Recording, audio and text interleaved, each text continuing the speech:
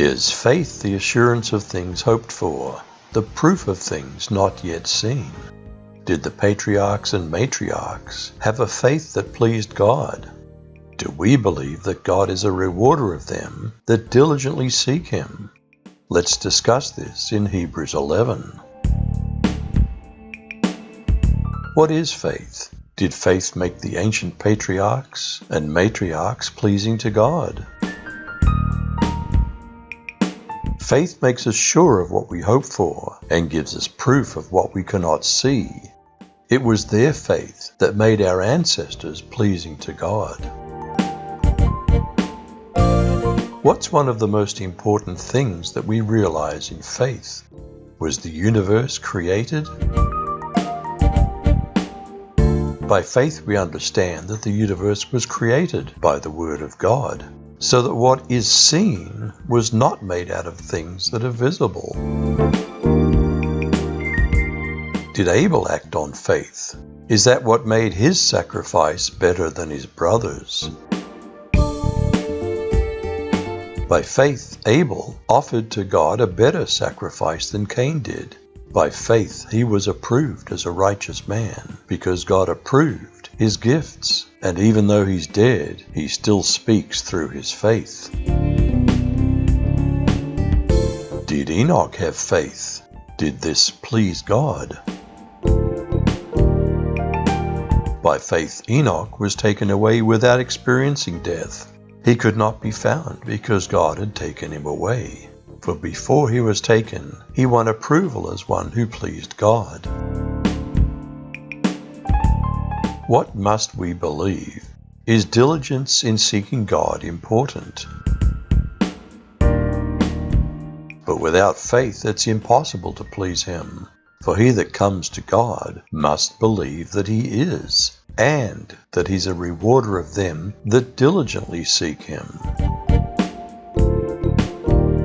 Did Noah act on faith? Did he make great preparations for a barge to carry his family?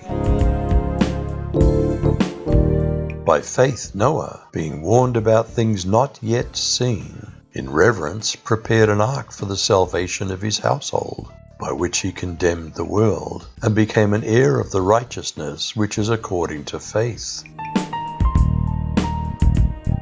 Did Abraham act on faith? Did he obey God in faith, or just believe without action? By faith Abraham, when he was called, obeyed by going out to a place which he was to receive for an inheritance. And he left, not knowing where he was going. By faith he lived as a stranger in the land of promise, as in a foreign land, living in tents with Isaac and Jacob, fellow heirs of the same promise. For he was looking for the city which has foundations, whose architect and builder is God. Did Sarah have faith? Did she have a child in her old age?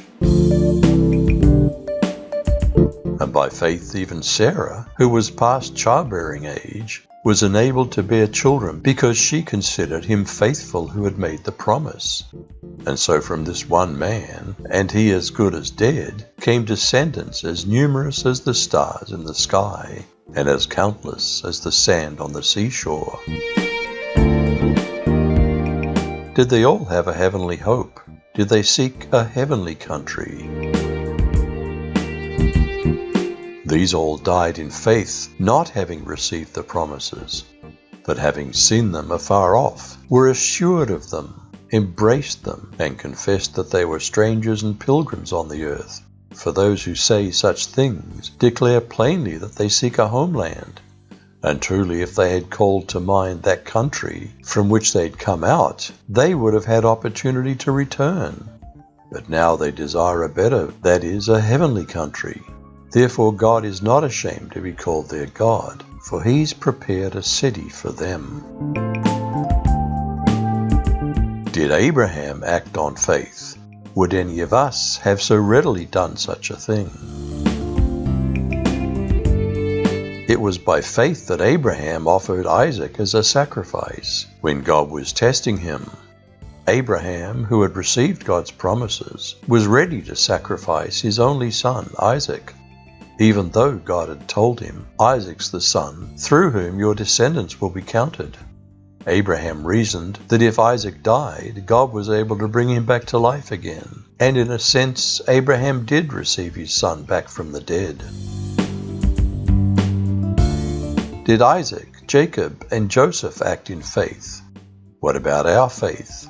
Is it a faith in action or empty belief? By faith, Isaac blessed Jacob and Esau, even concerning things to come.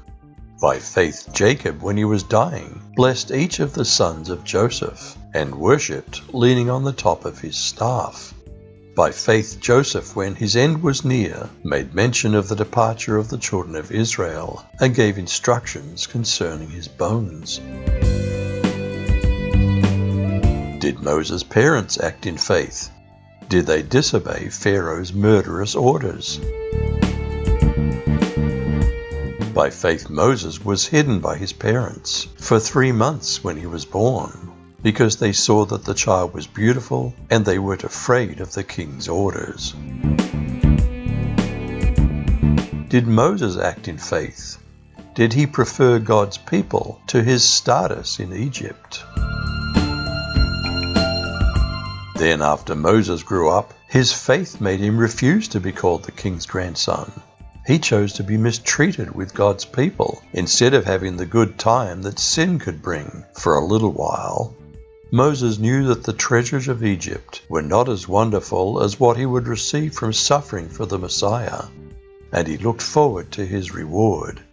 Because of his faith, Moses left Egypt. Moses had seen the invisible God and wasn't afraid of the king's anger. His faith also made him celebrate Passover. He sprinkled the blood of animals on the doorposts so that the firstborn sons of the people of Israel would not be killed by the destroying angel. Did Israel act in faith in the Exodus? Were crossing the sea and destroying the walls of Jericho acts of faith? By faith, the people crossed the Red Sea as on dry land. But the Egyptians, when they attempted to do the same, were drowned. By faith, the walls of Jericho fell down after they'd been encircled for 7 days. Did Rahab act in faith? Was her faith greater than her sinful lifestyle?